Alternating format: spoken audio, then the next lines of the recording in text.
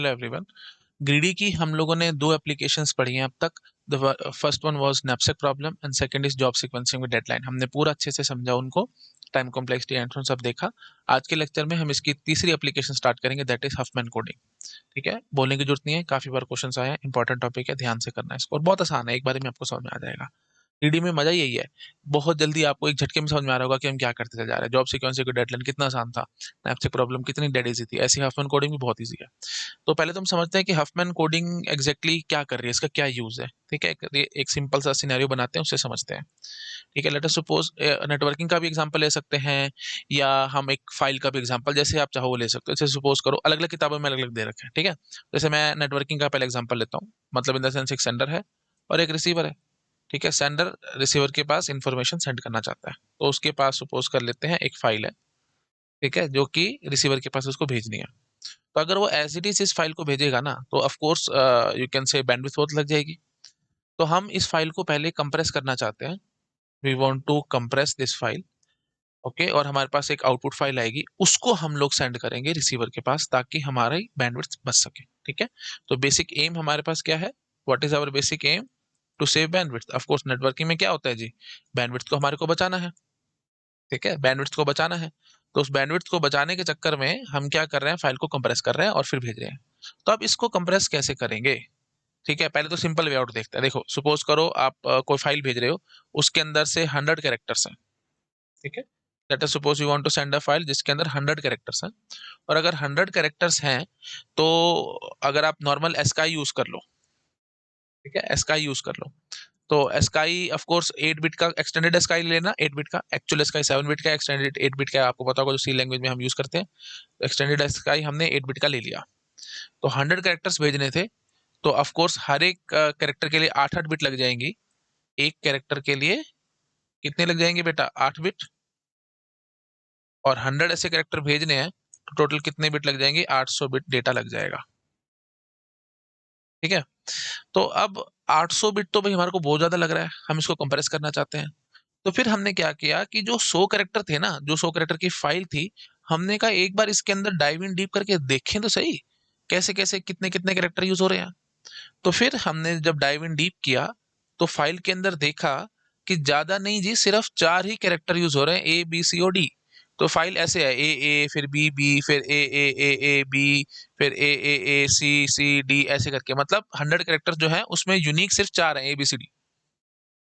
ठीक है, तो फिर हमारा दिमाग लगेगा कि यार हम और बढ़िया काम कर सकते हैं, 8 8 बिट का स्काई क्यों यूज करते हो, आप 2 2 बिट यूज कर लो ना। मतलब देखो, ऐसे सिंपल बात करो, बाइनरी में 4 बिट है, मतलब ये 4 ऑब्जेक्ट्स हैं, उनको लेबल करने के लिए आपको कितनी बिट लगेंगे, 2 बिट।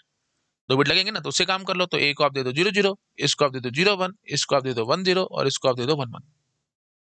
ठीक है, तो अब अगर वही बात है, 100 बिट का डेटा होगा, 100 कैरेक्टर का, सॉरी 100 कैरेक्टर का डेटा होगा, तो हमारे कितने कितने बिट्स भेजनी पड़ेंगी। देखो, 100 कैरेक्टर्स का डेटा है, और एक कैरेक्टर के लिए आपने 2 2 बिट लगाई हैं, तो 200 बिट में काम हो जाएगा आपका। कुछ तो कंप्रेशन करी, समझ में आई। 100 कैरेक्टर की फाइल थी, तो जो स्टैंडर्ड चलता है एस्काई चलता है, हमने एस्काई में भेजने की कोशिश करी, 8 बिट का था, तो 800 बिट हमारी लग जाएंगी।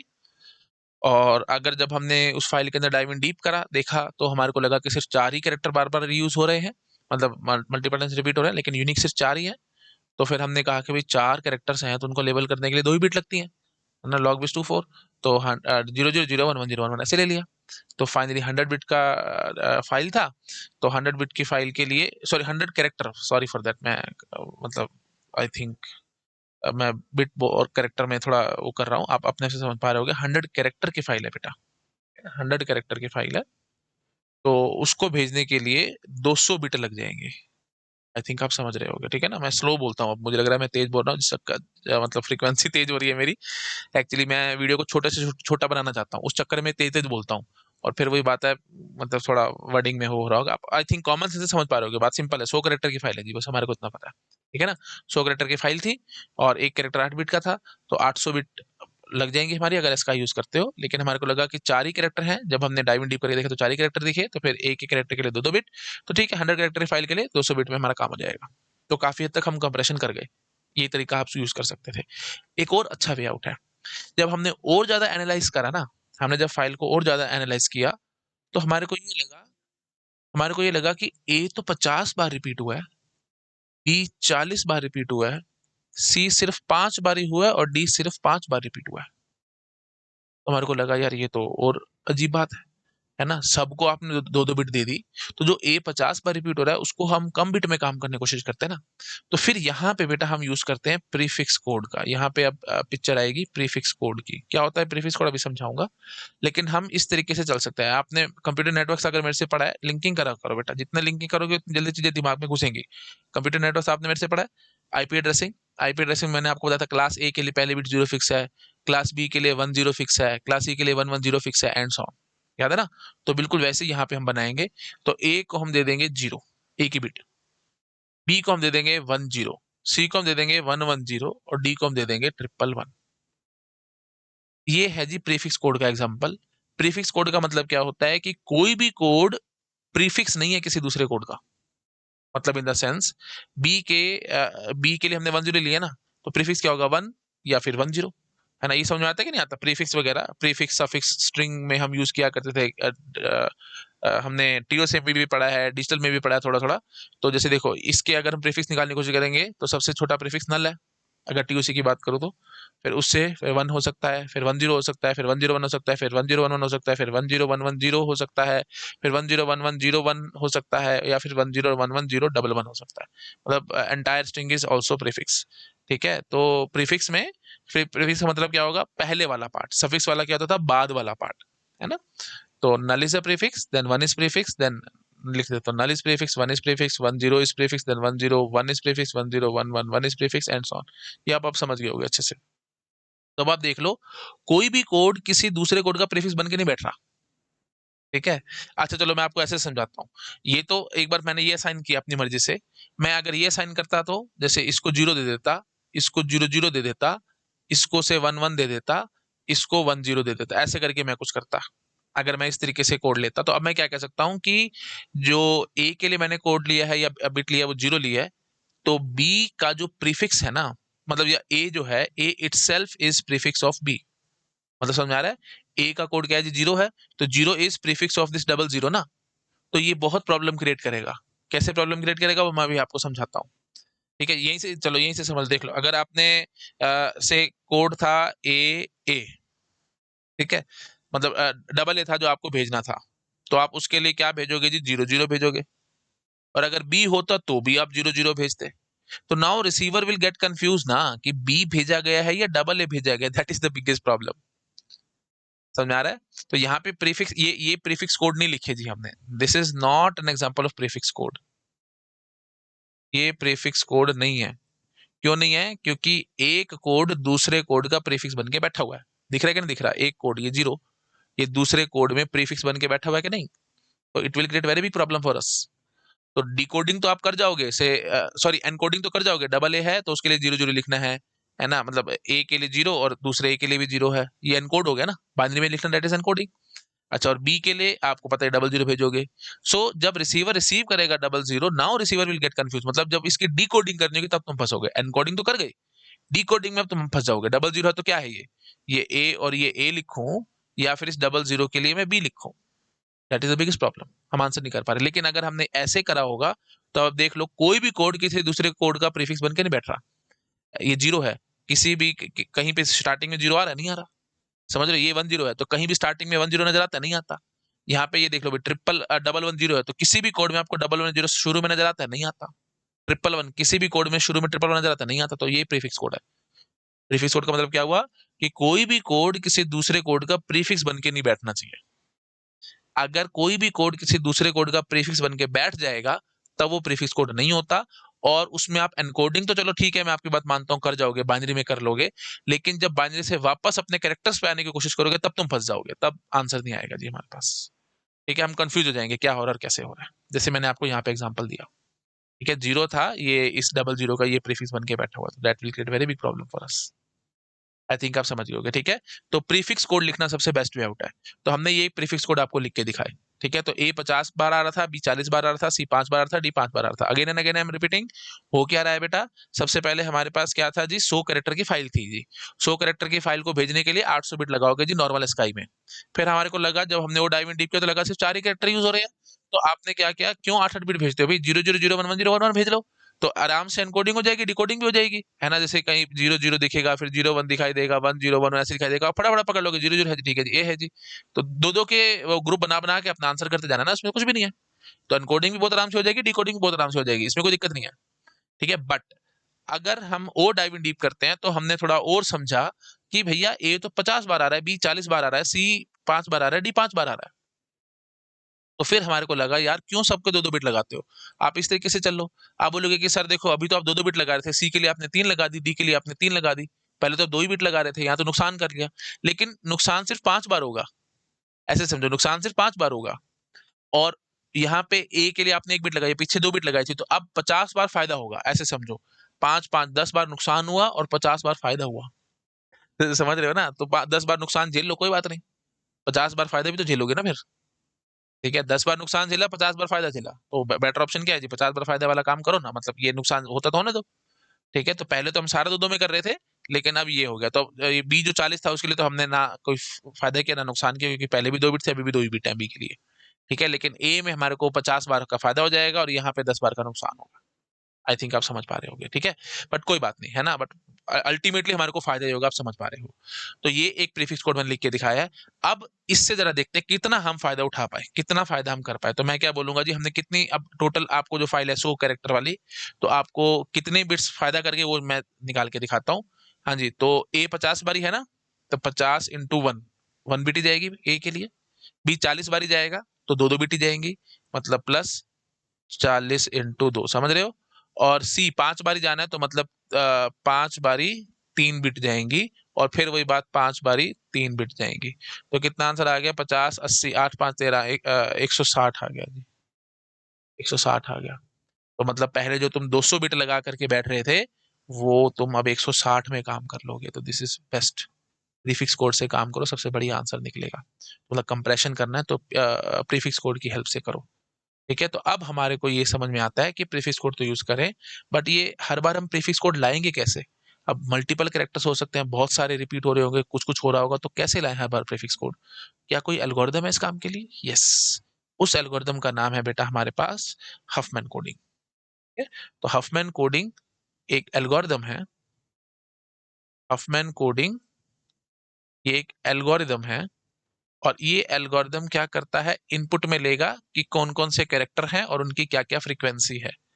कैरेक्टर और फ्रीक्वेंसी, दो चीजें इनपुट में लेगा ये, कौन कौन से कैरेक्टर हैं और क्या क्या उनकी फ्रीक्वेंसी है, और आउटपुट में आपको एक प्रीफिक्स कोड दे देगा। ठीक है, फॉर दोज कैरेक्टर्स। तो वो हर एक कैरेक्टर का एक एक कोड आपको दे दिया जाएगा, और वो प्रीफिक्स कोड का एग्जांपल होगा, मतलब कोई भी कोड किसी दूसरे कोड का प्रीफिक्स बनकर नहीं बैठेगा, ताकि एनकोडिंग डिकोडिंग बहुत आराम से हो सके। ठीक है, तो फाइनली बस आप बस वो कैरेक्टर भेजने की बजाय वो कोड भेजते रहना, और आपका काम होता चला जाएगा। ठीक है जी, तो Huffman coding is an algorithm which gives prefix code as output. ठीक है, तो प्रीफिक्स कोड लाने का एक तरीका है हफमैन कोडिंग। ठीक है, तो बेसिकली हम इसको वैसे बोलें तो हफमैन कोडिंग क्या है जी, एक किस्म से डेटा कंप्रेशन टेक्निक है। डेटा को कंप्रेस कर रही है ना, और you can say data encoding technique है, डेटा को एनकोड करने के लिए हम यूज कर रहे हैं, या एनक्रिप्शन टेक्निक, कुछ भी बोल दो। एनक्रिप्शन टेक्निक है, कंप्रेशन टेक्निक है, एनकोडिंग टेक्निक है, जो मर्जी बोल लो। आई थिंक क्लियर हो गया होगा। ठीक है जी, चलो अब कुछ कुछ लाइनें पढ़ते हैं, और फिर अपना डिस्कशन को आगे बढ़ाएंगे। ठीक है, फ्री स्टाइल से जो मैं लिख के, मतलब मैं जो नोट्स बना के आया था वो पढ़ के सुनाता हूँ आपको। फ्री स्टाइल से तो समझा दिया, अब नोट्स पढ़ते जाते हैं फटाफट। देखो क्या कह रहे हैं जी हम, we have a file, we have a file and we want to compress it. ठीक है, फाइल है जिसको हमारे को कंप्रेस करना है। In window we use WinZip WinRAR software for compression, of course WinZip WinRAR WinRAR वगैरह हम यूज करते हैं ना सॉफ्टवेयर कंप्रेशन के लिए। तो ये जो कंप्रेशन सॉफ्टवेयर है, ये जनरली हफमैन कोडिंग का ही यूज करते हैं।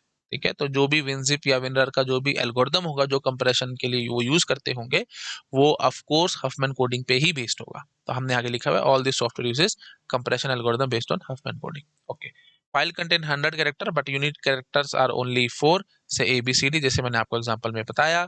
तो if we use 2 bits then A को 0 0 दोगे, 0 1 1 0 1 1 ऐसे दोगे, तो hence 400 bits are needed to encode this file. और सॉरी 200 बिट्स ना, 200 बिट्स हो जाएंगे ना।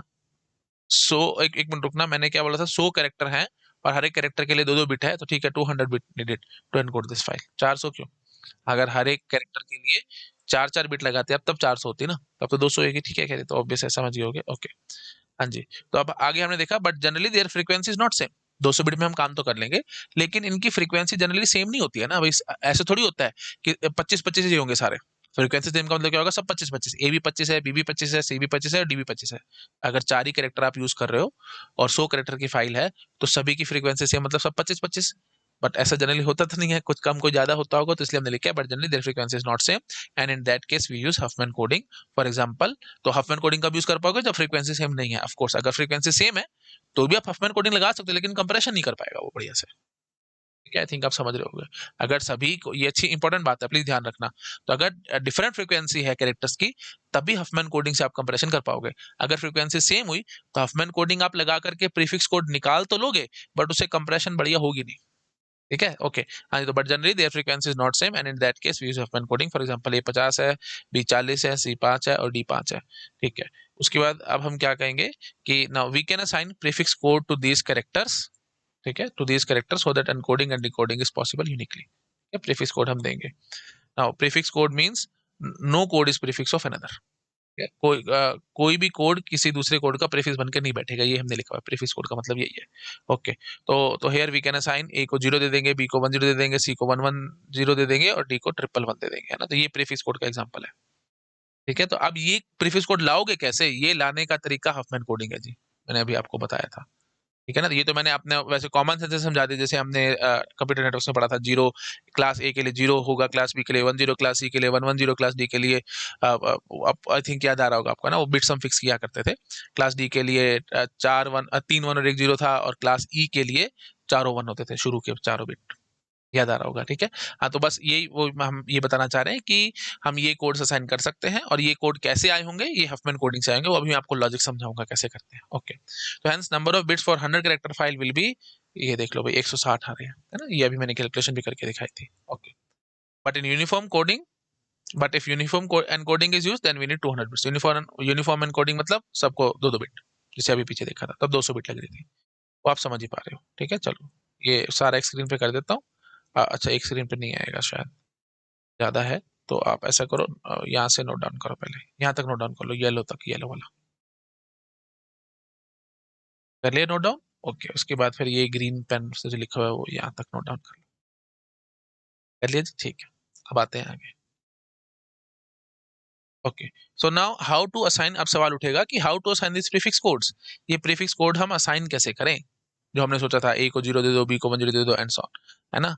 तो Huffman coding is use for this, है ना। तो प्रीफिक्स कोड कैसे बनाएंगे, दैट इज द क्वेश्चन। तो प्रीफिक्स कोड बनाने का तरीका क्या है, हफमैन कोड है। ओके, तो Huffman coding is an algorithm which gives output as codes which are assigned to each character of file so that size of file can be decreased। ये मैंने अभी आपको बताया था। Okay, now these codes are prefix codes, so after compression we can easily decompress the file, that is unique way of compression and decompression। ये भी मैंने अभी आपको एग्जांपल दे दिया था कि जब आप कंप्रेस कर लोगे तो वापस से डीकम्प्रेस करोगे तो हमारे को दिक्कत नहीं आएगी, हम आराम से डीकम्प्रेस कर पाएंगे, है ना, क्योंकि प्रीफिक्स कोड थे इसलिए। 0 था, 10 था, 111 था और 111 था, है ना। तो आप यहाँ पे चेक कर सकते हो बेशक से, जैसे फाइल में आया से ए बी, फिर ए बी सी ऐसे कुछ आया, तो ए के लिए आपने क्या लिखना है, 0, बी के लिए क्या रखोगे जी, 10, फिर ए के लिए 0, फिर ए के लिए 0, फिर बी के लिए 10 और फिर सी के लिए 110। ठीक है, तो अब आप ये तो आपने कंप्रेशन कर दी बहुत आराम से, यहाँ से देख देख के। अब डीकंप्रेशन कैसे करोगे, पहला 0 देखते ही यहाँ से आप मैच कर लोगे, हाँ जी ये तो ए है जी। फिर 1 देखोगे, अगले बिट 1 देखी, 1 तो कुछ है नहीं, फिर आगे देखा आपने 0 10, हाँ जी 10 मिल गया, तो ठीक है जी, हम इसको क्या बोल देंगे, बी। ठीक है जी, फिर 0 दिख गया, 0 दिख गया तो वही सीधा बोल देंगे हम, ए मिल गया। फिर 0 दिख गया, तो 0 दिख गया, यहाँ से देखा ना हमने कोड में से, तो पता लग गया कि ठीक है जी ए है जी। फिर हमारे को क्या मिला जी, 1, 1 हमने देखा कहीं 1 तो है नहीं, अकेला 1 तो है नहीं, फिर हमने देखा आगे 0 है जी, तो 10 दिख गया जी, 10 बी है जी, चलो जी हमने बी लगा दिया। फिर हमने फिर वही बात, अगली बिट पड़ी 1, हाँ जी तो 1 से कुछ है नहीं, फिर हमने देखा अगला भी 1 है, तो फिर डबल वन से भी कुछ नहीं है, फिर अगला हमारे को दिख गया 0, तो बोलेंगे 110, ठीक है जी मैच हो गया, तो ये सी है जी पूरा का पूरा, लो जी। फर्स्ट क्लास तरीके से कंप्रेशन डीकंप्रेशन बहुत आराम से हो रही है, कोई दिक्कत नहीं आ रही। बट अगर ये प्रीफिक्स कोड ना होते, तो मतलब इन द सेंस कि कोई भी कोड किसी दूसरे कोड का प्रीफिक्स बन के बैठा हुआ होता, तब बेटा हमारे को बहुत ऑफ कोर्स कंफ्यूजन आनी आनी थी, जैसे मैंने यहाँ पे आपको एग्जांपल दिया था 000 वाला। ठीक है, चलिए, तो प्रीफिक्स कोड का मजा यही है, कंप्रेशन डीकंप्रेशन बहुत आराम से हो सकती है। ठीक है, वापस हम अपने ला सकते हैं फाइल, कोई दिक्कत नहीं होगी। आई थिंक समझ गए होगे आप लोग, ठीक है। अब हम दिखाते हैं आपको हफमैन कोडिंग से हम कैसे काम करते हैं। ये देखो बेटा, ए की 50, बी की 40, सी की 5, डी की 5, ऐसा था ना। तो हम क्या करते हैं, हम दो मिनिमम पकड़ेंगे, सी और डी दोनों मिनिमम है ना, हमने इन दोनों को पकड़ लिया। तो हम यहाँ लिख लेंगे सी, और ये हो जाएगा जी डी, ठीक है। 5 और 5 थे, तो आप उसका समय सम करके 10 यहाँ रख सकते हो, ठीक है।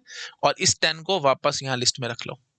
फिर से अब ये 3 बचे हैं तुम्हारे पास, ठीक है।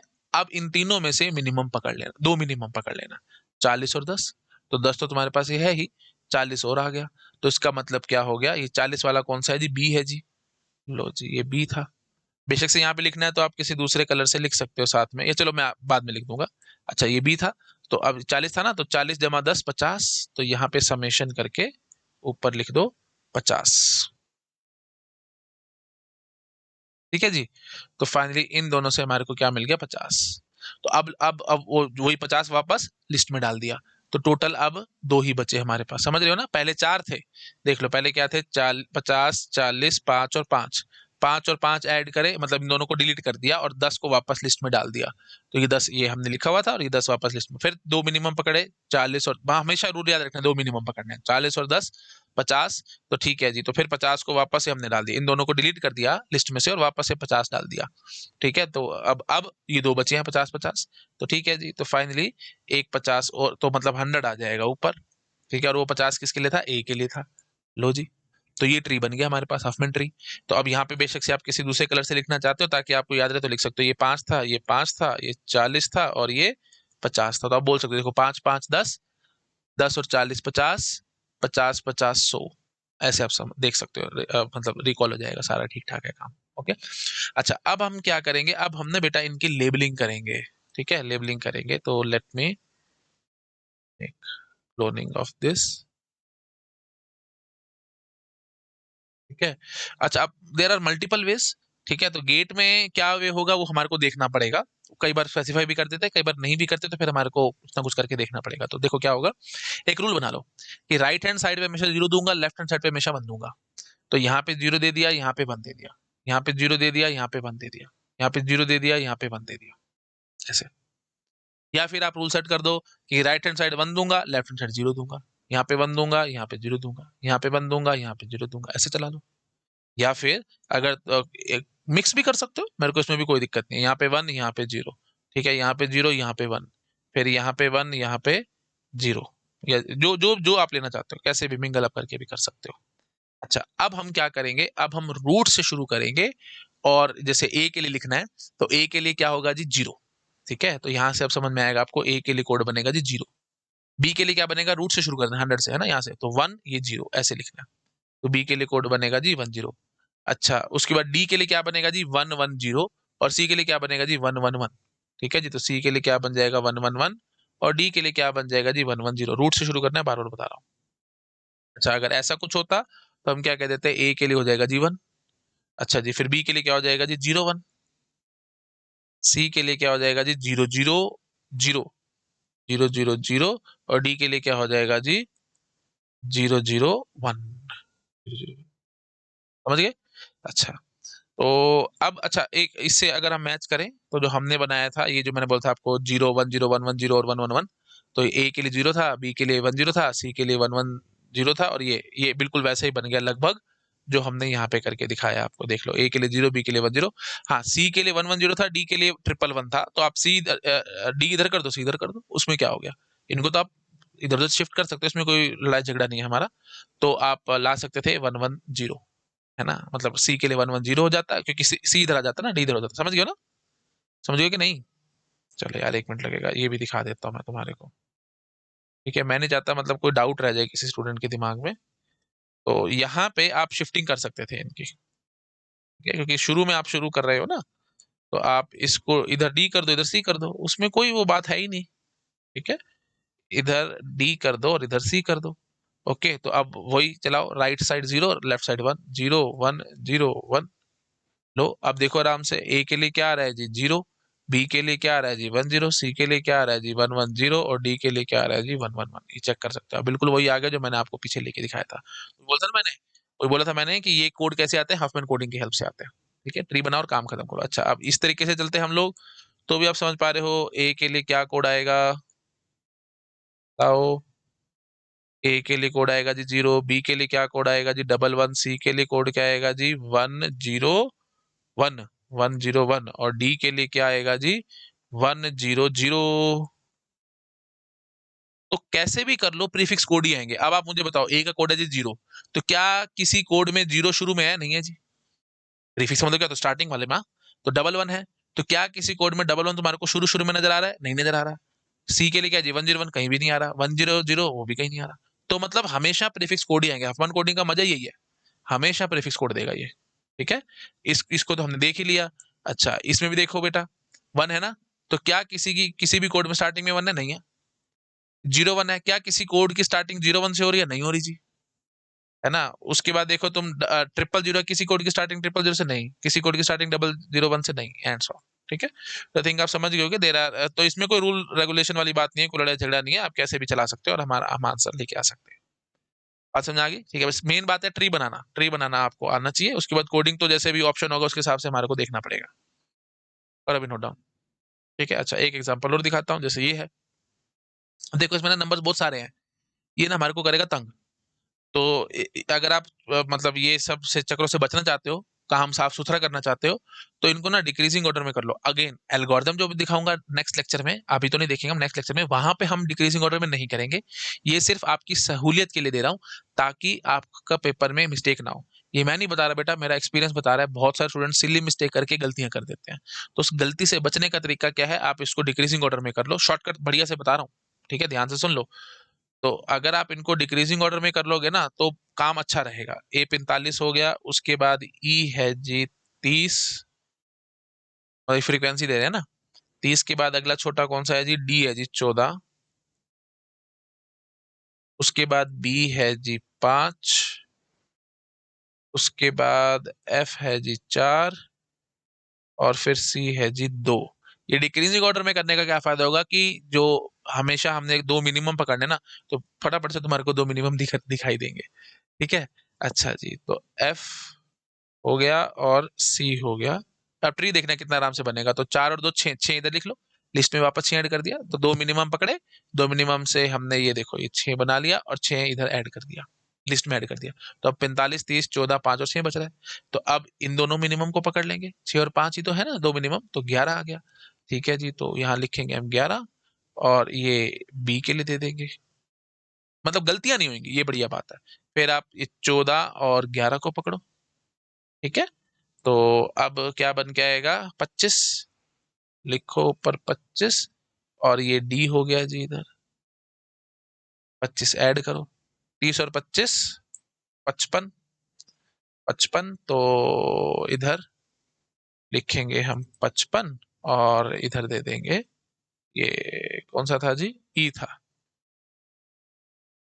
ओके जी, तो इन दोनों को अब हमने कर लिया। देख रहे हो ना कितना आराम से, कोई बिल्कुल इजी, कितना स्मूथ चल रहा है ये सब कुछ। नहीं तो स्मूथनेस ना आती तुम्हारे को, यहाँ पे फिर परेशान होते रहते हैं ढूंढने में और सब करने में। ठीक है, और ऑफ कोर्स एल्गोरिथम में हम डिक्रीजिंग ऑर्डर में नहीं करेंगे, वो मैं आपको आगे दिखाऊंगा कैसे क्या करना है उसमें। अच्छा, 45 और 55 है जी। तो अब 45 ए बच रहा था, तो ठीक है जी। तो 45 और 55 कितना हो गया जी 100, और ये हो गया जी ए। ठीक है, तो अब कोड असाइन कर दो। तो वो तुम्हारी इच्छा, कैसे मर्जी कर लेना। तो मैं एक दिखा देता हूँ आपको कि right hand side 0, left hand side 1, 0 ये 1। एक एक रूल अपना बढ़िया से बना के रखो। मिंगल अप भी कर सकते हो, पर जनरली पेपर में से मिंगल अप करके आएगा नहीं। दो ही तरीके ज्यादा यूज करेगा, राइट साइड 0 लेफ्ट साइड 1, या फिर left side 0 right side 1। Generally ये पेपर में आता है। मिंगल अप करोगे, ऐसे सब करोगे, फिर तो बेटा बहुत सारे कोड्स बन जाएंगे, फिर वो ऑफ कोर्स ऑप्शन में मैच करना आपके लिए थोड़ा मुश्किल भी हो जाएगा। ठीक है, और नहीं तो फिर वो रूल दे देगा कि किस रूल से हम कर रहे हैं। उसमें भी कोई लड़ाई झगड़ा नहीं, बोल देगा कि पहली बारी में फर्स्ट लेवल पे आपको 1 0 लगाना है, फिर अगले लेवल पे 0 1 लगाना है, एंड सो ऐसे करके कुछ भी बना के दे सकता है वो, जैसा देगा हम कर देंगे, उसमें क्या है। ठीक है, चलिए खैर। तो फाइनली हम क्या बताएंगे, ए के लिए 0 लगा रहे हैं, बी के लिए, अच्छा ई के लिए 1 0 लगाएंगे। ठीक है ना, डी के लिए क्या लगाएंगे जी 1 1 0, बी के लिए 1 1 1 0, अच्छा जी, सी के लिए 1 1 1 1 0, और एफ के लिए 1 1 1 1। 1 2 3 4 5 5 है जी। 1 2 3 4 5 ठीक है जी। ठीक है, चलिए तो ये हमारे कोड्स आ गए। बोलो, किसी को कोई डाउट? ठीक है जी, चलिए दैट्स इट। ठीक है, काफी हद तक आपको चीजें समझ में आ चुकी हैं। नोट डाउन कर लो इसको। ओके, एक ये क्वेश्चन है, ये बहुत प्यारा है, ये मैं आपको होमवर्क में दे करके जा रहा हूँ। आई होप आप इसको सॉल्व करोगे। नेक्स्ट लेक्चर में आकर के यहीं से आगे बढ़ाएंगे। Thank you so much, bye bye. Video अच्छा लगा प्लीज लाइक करना, अपने फ्रेंड के साथ शेयर जरूर करना, और चैनल को सब्सक्राइब किए बिना बिल्कुल मत जाना। Thank you so much, bye bye. Hello everyone, अगर आप लोगों को मेरा काम पसंद आ रहा है, आप प्लीज़ वीडियोस को लाइक करते रहा करो, अपने फ्रेंड्स के साथ शेयर जरूर किया करो, ताकि मुझे मोटिवेशन मिले, मैं और ज़्यादा से ज़्यादा काम कर सकूं आप लोगों के लिए। और अगर आप मुझे डोनेशंस देना चाहते हो तो क्यूआर कोड आपको मिल जाएगा आप चैनल बैनर पे राइट हैंड साइड में ऊपर टॉप राइट में। अगर आप कंप्यूटर पे देख रहे हो तो टॉप राइट कॉर्नर में मिल जाएगा, नहीं तो आपको डिस्क्रिप्शन में लिंक मिल जाएगा, आप उस लिंक पे क्लिक करके डोनेशन जो भी देना चाहो वो दे सकते हो। डाउट्स की बहुत प्रॉब्लम रहती है स्टूडेंट्स को, रियल टाइम डाउट्स हम सॉल्व नहीं कर पाते फटाफट से। जैसे चाहे आप पेड कोचिंग में हो, चाहे आप फ्री पढ़ रहे हो, कोई प्रॉब्लम वाली बात नहीं है। आप जहां से भी कुछ भी पढ़ रहे हो, मुझे इसमें दिक्कत नहीं है। आप मेरा टेलीग्राम चैनल को सब्सक्राइब कर सकते हो, वहां पे आपके जो भी डाउट्स है आप पूछ सकते हो। बहुत ज्यादा एक्टिव ग्रुप है, बहुत सारे स्टूडेंट्स एक्टिव रहते हैं ग्रुप में, फटाफट से आपको रिप्लाई मिल जाएगा।